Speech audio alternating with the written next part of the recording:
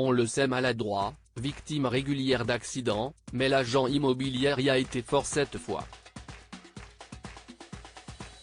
Lui qui s'est blessé il y a peu a vu sa plaie se rouvrir. Il a tenu à partager cette tragédie avec ses abonnés. Le 11 mai 2023, Stéphane Plaza avait révélé l'origine de son accident survenu le 5 mai dernier: « Je me suis cassé le pied. Comme j'ai 12 points sur le pied, maintenant je suis cané. Je suis passé dans un tabouret qui n'était pas un tabouret. C'était du verre. Ainsi se déplaçait-il avec une canne. Mais terrible nouvelle, sa plaie vient de réouvrir. »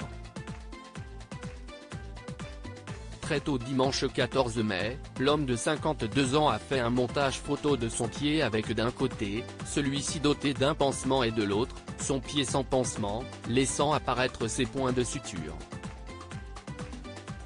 « Il me semble avoir perdu 2 points. Hey, il faut que je lève le pied », a-t-il commenté.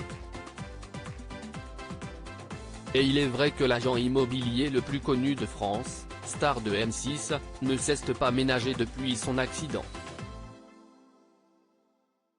Lui qui joue actuellement dans un couple magique au Théâtre des Bouffes parisien avec son meilleur ami Jean-Philippe Janssens et Valérie Mérès, pièce de Laurent Ruquier, a continué de travailler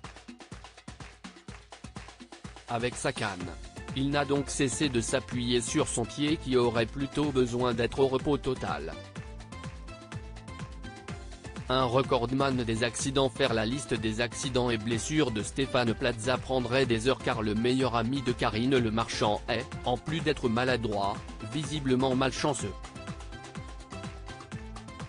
Après s'être pris un arbre à chat en pleine tête en juillet dernier et être tombé des dizaines de fois sur les tournages de ses émissions Recherche apparemment ou Maison à vendre, l'année d'avant, en 2021, il avait été victime de 2 accidents de voiture.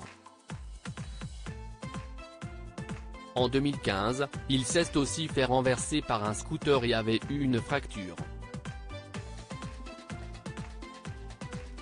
Et en 1998, à la suite d'un accident domestique, il avait fait une chute de 2 mètres et s'était brisé les 2 talons.